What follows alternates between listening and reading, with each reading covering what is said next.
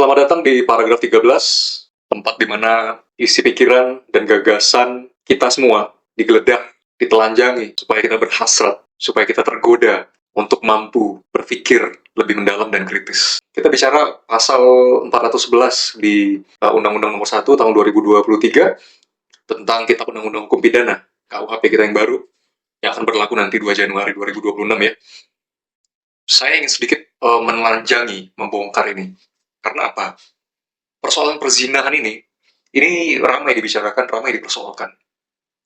Karena semua suara-suara, semua kontroversi, tanda tanya besar itu, akhirnya mengarah kepada satu pertanyaan fundamental atau pertanyaan mendasar. Intinya kan begini saya sebenarnya. Apakah perzinahan atau persetubuhan di luar pernikahan itu bisa dipidana? Sebenarnya di situ saja persoalannya kan. Inti persoalannya kan di situ. Maka sebelum kita bisa dengan pasti menjawab pertanyaan ini, kita telanjangi dulu pasal 411 itu. Kita lihat dulu apa adanya secara normatif ya, secara tekstual di tulisan atau di undang-undangnya itu seperti apa.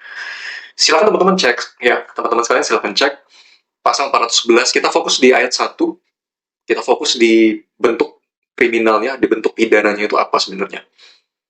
Jadi dikatakan di situ, di ayat pertama itu, dikatakan setiap orang yang melakukan persetubuhan dengan orang yang bukan suaminya atau bukan istrinya, itu dipidana karena perzinahan. Jadi, tindakan persetubuhan itu yang menjadi jantungnya, yang menjadi core delik atau perbuatan bersalah di mata hukum. Tapi harus dilakukan dengan orang yang bukan pasangan sah, kan begitu. Jadi di situ persoalannya. Nah, kemudian kalau begini muncul pertanyaan kan, karena begini, kita nggak bisa mengkriminalisasi orang, kita tidak bisa mengatakan orang itu bersalah secara pidana, atas dasar dugaan, atas dasar asumsi, atas dasar desas-desus, atas dasar gosip. Ya, putusan pengadilan itu nggak bisa seperti itu. Putusan bahwa orang itu bersalah, itu nggak bisa hanya berdasarkan desas-desus, tapi harus dibuktikan. Persoalan dengan pasal perzinahan ini adalah, bagaimana cara membuktikan telah terjadi persetubuhan yang tidak sah itu? Oke, kalau kita bicara hal yang rame dulu itu misalnya soal persetubuhan tidak sah, kemudian direkam, kemudian disebar atau tersebar videonya, ya itu persoalan lain lah. Itu nanti pembuktiannya dengan pendapat ahli, dengan pengujian bukti digitalnya sah atau tidak. Tapi misalnya kita bicara hal yang lumrah saja, yang lumrah dalam arti persetubuhan tidak sah itu dilakukan tanpa ada rekaman, tanpa ada saksi mata, tanpa diceritain, tanpa dikasih tahu ke orang lain, tanpa ada yang tahu. Kemudian pada akhirnya ketahuan, atau kemudian ada yang mengadukan, entah beneran tahu atau tidak, tapi diadukan, dituduhkan. Nah ini menjadi soal bagaimana cara membuktikannya. Saksi mata nggak ada, rekaman nggak ada, dia ngasih tahu orang juga nggak. Lagi gimana cara membuktikannya? Ini persoalan tuh. Ini pertanyaan pertama ya, kita gugah pikiran kita mengenai pasal ini.